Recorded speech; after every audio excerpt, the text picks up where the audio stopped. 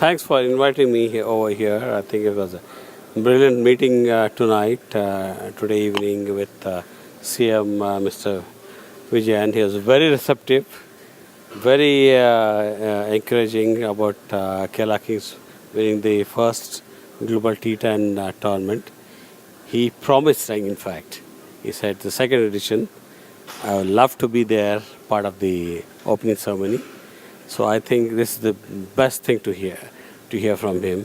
Beside that, he was very encouraging to the whole concept of T10 tournament, the formula, Kerala Kings winning, the overall. He was very receptive, very attentive. The half an hour I spent with the Chief Minister was lovely moments with him. Each time I asked him a question, he was so receptive. I think probably we could take Kerala Kings to a different level, and I'm very positive about it.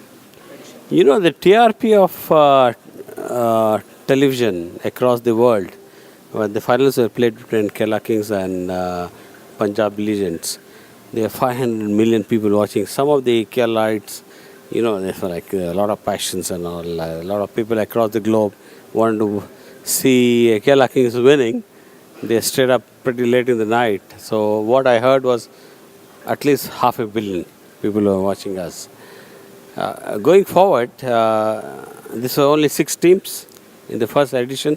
We are getting 3 more edition teams coming from Afghanistan, coming from from Pakistan. Karachi is coming in with the team. Andhra, my state, is coming with it. So I think the tournament could be prolonged for 10 days instead of 4 days. So we are going to see a huge exposure and extension of the whole league from 4 days to 10 days. And also, obviously, the TV coverage would be more extended from 4 days to 10 days. So I think this could probably take it to a different level. So the T10 league is developing exponentially into a bigger league. Eventually, I have a feeling 9 teams can become 12 teams too. Well, I think Mulk Healthcare, where I sponsored the Kerala Kings, I was one of the main sponsors. I've got a lot of verticals. One is the Mulk Genetics happening right now. Mulk Health Suppliers is one of the, I think, Mulk Influx HR. I think probably the Kerala state can take advantage of it purely for the reason is we are setting up an academy, we are trying to give the job for Kerala youth. So Mulk Influx can provide the jobs at the same time give them the security of their careers.